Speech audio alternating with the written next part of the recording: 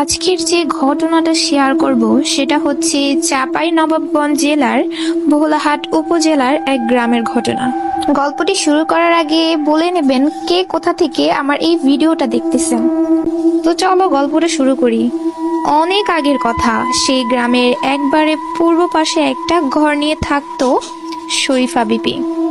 স্বামী পরিত্যা, মেয়ে মানুষ। সারাদিন মানুষের বাড়িতে ফুড ফরমাস খেটে যেই টাকা পেত তা দিয়েই দিন কেটে যেত তার।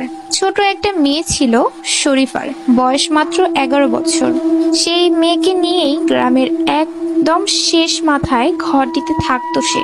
যাই হোক, ঠিক তাদের বাড়িটার পাশেই একটা বিরাট আকারের বেল গাছ ছিল। সেই বেল গাছ নিয়েই গ্রামের নানান কথা প্রচলিত ছিল। মাঝে মাঝে নাকি সেই গাছের নিচে একটা লোককে বসে থাকতে দেখা যেত। লোকটিকে যখনই দেখা যেত তখনই নাকি দূরে কোথাও কুকুরের কাদার আওয়াজ পাওয়া যেত। মার্চ মাসের কোনো এক রবিবারে শহর থেকে নিজেদের দোকানের জন্য কেনাকাটা করে ফিরছিল একদল গ্রাম্য দোকানদার। সংখ্যায় তারা 12 কিংবা 15 জনের মতো ছিলেন। রাত তখন 11টার মতো হবে।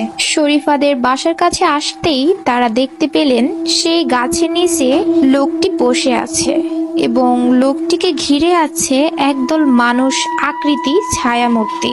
প্রতিটা ছায়ামূর্তি আকারে যেন মানুষের প্রায় দ্বিগুণ। তারা সবাই দেখে দম বন্ধ করে দাঁড়িয়ে থাকেন। মিনিট খানেক পর এক সময় ছায়ামূর্তিগুলো ভাসতে ভাসতে সেই গাছের উপর উঠে মিলিয়ে যায়। এর খানিক পর লোকটিকে আর দেখা যায় না। ঠিক সেই সময় তাদের চমকে দিয়ে শরীফার ঘর থেকে ভয়ঙ্কর আর্তনাদ আওয়াজ ভেসে আসে। তারা প্রত্যেকেই ভয় পেয়ে যায় এবং দ্রুত সেই স্থান ত্যাগ করে।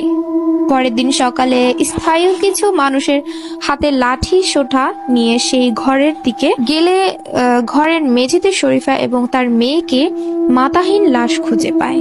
অনেক খোঁজাখুঁজির পর তাদের মাথাগুলো পাওয়া যায় সেই গাছের মগডালে, ঠিক যেখানে তার আগের রাতের লোকগুলোর ওই ছায়ামূর্তিকে হারিয়ে যেতে দেখেছিল।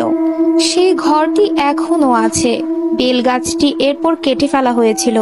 শোনা যায় বেলগাছ